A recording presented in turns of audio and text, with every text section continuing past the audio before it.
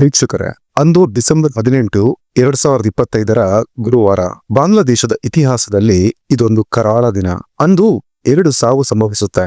ಒಂದು ಸಾವು ಸಿಂಗಾಪುರದ ಹೈಟೆಕ್ ಆಸ್ಪತ್ರೆಯಲ್ಲಿ, ಇನ್ನೊಂದು ಸಾವು ಬಾಂಗ್ಲಾದೇಶದ ಮೈಮೆನ್ಸಿಂಗ್ ಹೈವೇ ರಸ್ತೆಯಲ್ಲಿ. ಸಿಂಗಾಪುರದಲ್ಲಿ ಮೃತಪಟ್ಟಿದ್ದು ಶರೀಫ್ ಉಸ್ಮಾನ್ ಹಾದಿ, ಒಬ್ಬ ಪ್ರಬಲ ವಿದ್ಯಾರ್ಥಿ ನಾಯಕ. ಅವನ ಸಾವಿಗೆ ಇಡೀ ಬಾಂಗ್ಲಾದೇಶವೇ ಕಣ್ಣೀರು ಹಾಕ್ತು. ಆದ್ರೆ ಅದೇ ದಿನ ರಾತ್ರಿ ಮೈಮೆನ್ಸಿಂಗ್ ನಗರದ ಹೈವೇ ಪಕ್ಕದಲ್ಲಿ 27 ವರ್ಷದ ಯುವಕನೊಬ್ಬನನ್ನ 100 ಜನರ ಗುಂಪು ಅಟ್ಟಾಡಿಸಿ ಹೊಡೆಯುತ್ತೆ. ಅವನ ರಕ್ತ ಬಸಿದು ಹೋದ ಮೇಲೆ ಅವನ ದೇಹದ ಮೇಲೆ ಪೆಟ್ರೋಲ್ ಸುರಿದು ಬೆಂಕಿ ಹಚ್ಚಲಾಗುತ್ತೆ. ಬೆಂಕಿ ಆರಿ ಹೋದ ಮೇಲೆ ಮತ್ತೆ ಪೆಟ್ರೋಲ್ ಸುರಿದು ಆ ಬೂದಿಯನ್ನ ಮತ್ತೊಮ್ಮೆ ಸುಡಲಾಗುತ್ತೆ. ಆತನ ಹೆಸರೇ ದೀಪು ಚಂದ್ರ ದಾಸ್. ಪಾಪ, ಅವನು ಯಾವ ನಾಯಕನೂ ಅಲ್ಲ, ಲೀಡರ್ ಕೂಡ ಅಲ್ಲ, ಕೇವಲ ಒಬ್ಬ ಗಾರ್ಮೆಂಟ್ ಕಾರ್ಮಿಕ. ಅವನ ಮೇಲೆ ಬಂದ ಆರೋಪ ಒಂದೇ, ದೈವದೋಷಣೆ, ಬ್ಲಾಸ್ಫಮಿ. ಆದ್ರೆ ಪೊಲೀಸರು ತನಿಖೆ ಮಾಡಿದಾಗ ಸಿಕ್ಕಿದ್ದು ಹೆಚ್ಚಿ ಬೀಳಿಸೋ ಸತ್ಯ. ಅವನು ದೈವದೋಷಣೆ ಮಾಡೇ ಇರಲಿಲ್ಲ. ಇದೆಲ್ಲ ಒಂದು ಸುಳ್ಳು ಸುದ್ದಿ. ಹಾಗಿದ್ರೆ ದೀಪು ಚಂದ್ರ ದಾಸ್ನನ್ನ ಟಾರ್ಗೆಟ್ ಮಾಡಿದ್ದು ಯಾರು?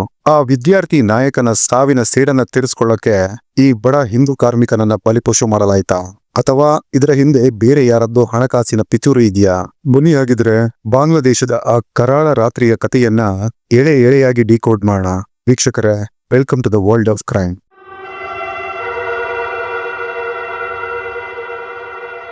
ವೀಕ್ಷಕರೇ, ದೀಪು ಚಂದ್ರ ದಾಸ್ ಕತೆಗೂ ಮುನ್ನ ಅಂದು ಬಾಂಗ್ಲಾದೇಶದಲ್ಲಿ ಏನ್ ನಡೀತಿತ್ತು ಅನ್ನೋದು ನಿಮಗೆ ಗೊತ್ತಿರಬೇಕು. ಯಾಕೆಂದ್ರೆ ಢಾಕಾದಲ್ಲಿ ಹಚ್ಚಿದ ಬೆಂಕಿಯೇ ಮುಂದೆ ಮೈಮೆನ್ಸಿಂಗ್ಗೆ ಹಬ್ಬಿತ್ತು. ಡಿಸೆಂಬರ್ 18 ಸಂಜೆ ಸಿಂಗಾಪುರದಿಂದ ಶರೀಫ್ ಉಸ್ಮಾನ್ ಹಾದಿ ಸತ್ತ ಸುದ್ದಿ ಢಾಕಾಗೆ ಬರುತ್ತೆ. ಶರೀಫ್ ಉಸ್ಮಾನ್ ಇನ್ಕುಲಾಬ್ ಮಂಚ್ ಅನ್ನೋ ಸಂಘಟನೆಯ ನಾಯಕ, ಭಾರತ ವಿರೋಧಿ ಹೋರಾಟಗಾರ. ಅವನ ಸಾವಿನ ಸುದ್ದಿ ಕೇಳ್ತಿದ್ದ ಹಾಗೆ ಅವನ ಬೆಂಬಲಿಗರು ರುಚಿಗೇಳ್ತಾರೆ. ನಮ್ಮ ನಾಯಕನನ್ನ ಕೊಂದಿದ್ದು ಭಾರತದ ಏಜೆಂಟ್ಗಳು, ಅನಾಮಿ ಲೀಗ್ನವರು ಅಂತ ಆರೋಪ ಮಾಡ್ತಾರೆ. ಅವರ ಕೋಪಕ್ಕೆ ಮೊದಲು ಬಲಿಯಾಗಿದ್ದು ಯಾರು ಗೊತ್ತಾ? ಮಾಧ್ಯಮಗಳು.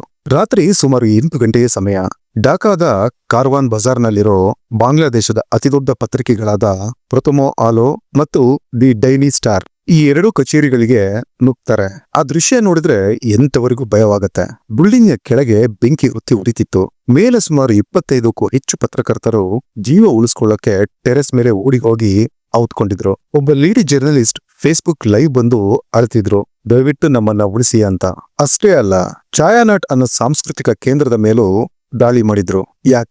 ಯಾಕೆಂದ್ರೆ ಅಲ್ಲಿ ರವೀಂದ್ರನಾಥ್ ಟ್ಯಾಗೂರ್ ಅವರ ಹಾಡುಗಳನ್ನ ಹಾಡ್ತಾರೆ. ಅದು ಭಾರತೀಯ ಸಂಸ್ಕೃತಿ ಅನ್ನೋ ಕಾರಣಕ್ಕೆ. ಇಡೀ ಢಾಕಾ ಹೊತ್ತಿ ಉರಿತಿತ್ತು. ದೇಶದಲ್ಲಿ ಕಾನೂನು ಸತ್ತು ಹೋಗಿತ್ತು. ಸರಿಯಾಗಿ ಇದೇ ಟೈಮ್ನಲ್ಲಿ ಢಾಕಾದಿಂದ 80 ಕಿಲೋಮೀಟರ್ ದೂರದಲ್ಲಿರೋ ಮೈಮನ್ಸಿಂಗ್ ನಲ್ಲಿ ಇನ್ನೊಂದು ಪಿತೂರಿ ರೆಡಿಯಾಗಿತ್ತು. ಈಗ ಬರೋಣ ದೀಪು ಚಂದ್ರ ದಾಸ್ನ ಕಥೆಯ ಕಡೆಗೆ. ವಯಸ್ಸು 27 ವರ್ಷ.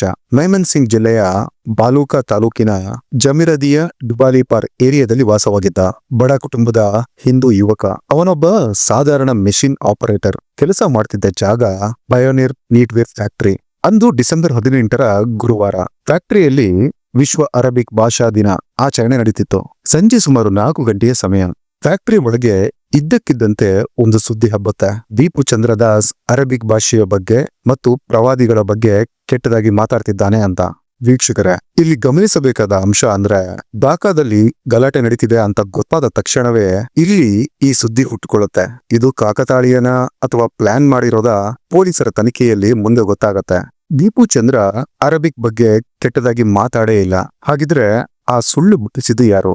ಇಲ್ಲಿ ಎಂಟ್ರಿ ಕೊಡ್ತಾರೆ ಫ್ಯಾಕ್ಟರಿಯ 2 ವಿಲನ್ಗಳು, ಸೂಪರ್ವೈಸರ್ಗಳಾದ ಅಲಂಗೀರ್ ಹುಸೇನ್ ಮತ್ತು ಮೊರಾಜ್ ಹುಸೇನ್.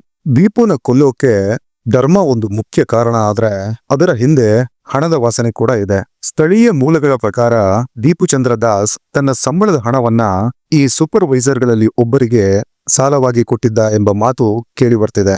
ಯಾವಾಗ ದೀಪು ತನ್ನ ದುಡ್ಡು ವಾಪಸ್ ಕೇಳದ್ನೋ ಆ ವ್ಯಕ್ತಿ ದೀಪುನ ಮುಗಿಸಿ ಬಿಡಲು ಪ್ಲಾನ್ ಮಾಡಿದ್ದ. ಬಾಂಗ್ಲಾದೇಶದಲ್ಲಿ ಸಾಲ ವಾಪಸ್ ಕೊಡದೇ ಇರೋಕೆ ಒಂದು ಸುಲಭ ದಾರಿ ಇದೆ. ಸಾಲ ಕೊಟ್ಟವನ ಮೇಲೆ ದೈವದೋಷಣೆ ಆರೋಪ ಹೊರಿಸಿದ್ರೆ ಆಗ ಜನರೇ ಅವನನ್ನ ಕೊಲ್ತಾರೆ. ಸಾಲವೂ ತೀರುತ್ತೆ, ಕೇಸ್ ಕೂಡ ಆಗಲ್ಲ. ಅಲಂಗೀರ್ ಮತ್ತು ಮುರಾಜ್ ಕೂಡ ಇದೇ ಪ್ಲಾನ್ ಮಾಡಿದ್ರ. ಯಾಕೆಂದ್ರೆ ದೀಪುನ ಸೇಫ್ ಮಾಡೋ ಬದಲು ಅವರು ನಡೆದುಕೊಂಡ ರೀತಿ ನೋಡಿದ್ರೆ ಯಾರಿಗಾದ್ರೂ ಅನುಮಾನ ಬರುತ್ತೆ. ಅವರು ದೀಪುನ ರೂಮ್ಗೆ ಕರೆಸಿ ಬಲವಂತವಾಗಿ ರಾಜೀನಾಮೆ ಪತ್ರ ಬರೆಸ್ಕೊಳ್ತಾರೆ. ನೀನು ತಪ್ಪು ಮಾಡಿದೀಯಾ, ಈಗಲೇ ರಿಸೈನ್ ಮಾಡುವಂತ ಧಮಕಿ ಹಾಕ್ತಾರೆ. ಈಗ ನಾವು ಈ ಕೇಸ್ನ ಅತ್ಯಂತ ಮುಖ್ಯವಾದ ಸಾಕ್ಷಿಯನ್ನ ನೋಡ್ಬೇಕು. ಪೊಲೀಸರು ಮತ್ತು ಫ್ಯಾಕ್ಟರಿಯವರು ಹೇಳ್ತಾರೆ, ನಮಗೆ ಅವನನ್ನ ಉಳಿಸ್ಕೊಳ್ಳಕ್ಕೆ ಟೈಮ್ ಸಿಗ್ಲಿಲ್ಲ ಅಂತ. ಆದ್ರೆ ಈ ವೈರಲ್ ವಿಡಿಯೋ ನೋಡಿ, ಇದು ರಾತ್ರಿ ಸುಮಾರು 8 ಗಂಟೆಗೆ ತೆಗೆದ ವಿಡಿಯೋ. ದೀಪು ಚಂದ್ರದಾಸ್ ಫ್ಯಾಕ್ಟರಿಯ ಸೆಕ್ಯೂರಿಟಿ ರೂಮ್ ನಲ್ಲಿ ಕೂತ್ಕೊಂಡಿದ್ದಾನೆ. ಅವನ ಪಕ್ಕದಲ್ಲಿ ಯೂನಿಫಾರ್ಮ್ ಧರಿಸಿರೋ ಸೆಕ್ಯೂರಿಟಿ ಗಾರ್ಡ್ಗಳು ಕೂಡ ಇದ್ದಾರೆ. ದೀಪು ಕೈ ಮುಗಿದು ಬೇಡ್ಕೊಳ್ತಿದ್ದಾನೆ. ಇದರ ಅರ್ಥ ಏನು? ಸಂಜೆ 4 ಗಂಟೆಗೆ ಗಲಾಟೆ ಶುರುವಾಯಿತು. ರಾತ್ರಿ 8 ಗಂಟೆಗೆ ದೀಪು ಇನ್ನೂ ಫ್ಯಾಕ್ಟರಿ ಒಳಗಡೆ ಸೇಫ್ ಆಗೇ ಇದ್ದ. ಮ್ಯಾನೇಜ್ಮೆಂಟ್ಗೆ ಅವನನ್ನ ಉಳಿಸ್ಕೊಳ್ಳೋಕೆ ಬರೋಬ್ಬರಿ 4 ಗಂಟೆ ಟೈಮ್ ಇತ್ತು. ಅವರು ಪೊಲೀಸರಿಗೆ ಫೋನ್ ಮಾಡಬಹುದಾಗಿತ್ತು ಅಥವಾ ಹಿಂದಿನ ಗೇಟ್ ನಿಂದ ಗುಟ್ಟಾಗಿ ಹೊರಗಡೆ ಕಳಿಸಬಹುದಾಗಿತ್ತು. ಆದ್ರೆ ಅವರು ಅದ್ಯಾವುದನ್ನೂ ಮಾಡ್ಲಿಲ್ಲ. ಅವರುಗಳು ಆ ಸೆಕ್ಯೂರಿಟಿ ರೂಮ್ ನಲ್ಲಿ ದೀಪುನ ಕೂಡಿ ಹಾಕಿ ಹೊರಗಡೆ ಗುಂಪು ದೊಡ್ಡದಾಗೋವರೆಗೂ ಕಾಯ್ತಿದ್ರು. ಈಗ ಸಮಯ ರಾತ್ರಿ 8:45. ಫ್ಯಾಕ್ಟರಿ ಹೊರಗಡೆ ಸಾವಿರಾರು ಜನ ಸೇರಾಗಿತ್ತು. ಪೊಲೀಸರಿಗೆ ವಿಷಯ ತಿಳಿಯುತ್ತೆ. ಅವರು ಜೀಪ್ ನಲ್ಲಿ ಬರ್ತಾರೆ.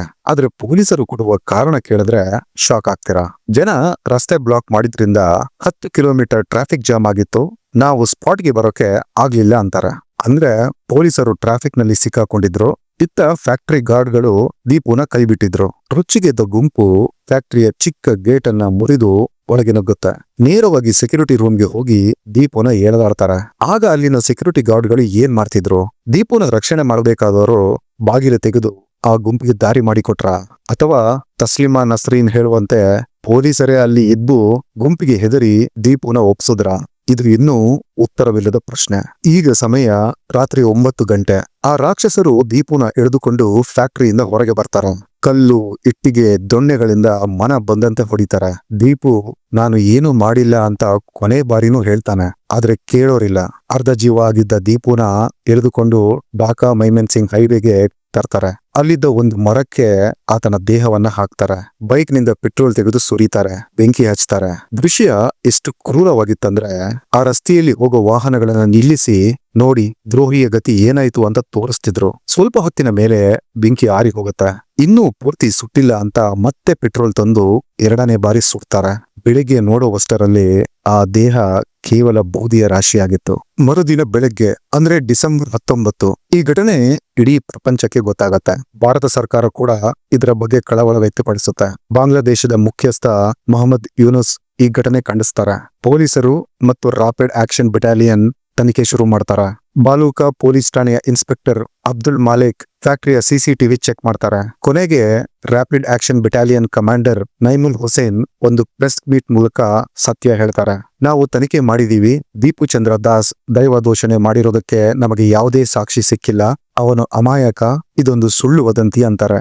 ಪೊಲೀಸರು ಈ ಕೇಸ್ನಲ್ಲಿ ಫ್ಯಾಕ್ಟರಿ ಸೂಪರ್ವೈಸರ್ಗಳಾದ ಅಲಂಗೀರ್ ಮತ್ತು ಮೊರಾಜ್ನ ಅರೆಸ್ಟ್ ಮಾಡಿದ್ದಾರೆ. ಹಾಗೆ ಗುಂಪಿನ ನೇತೃತ್ವ ವಹಿಸಿದ್ದ ಲಿಮನ್ ಸರ್ಕಾರ್, ತಾರಕ್ ಹುಸೈನ್ ಮತ್ತು ಅರ್ಷದ್ ಅಲಿನ ಜೈಲ್ಗೆ ಹಾಕಿದ್ದಾರೆ.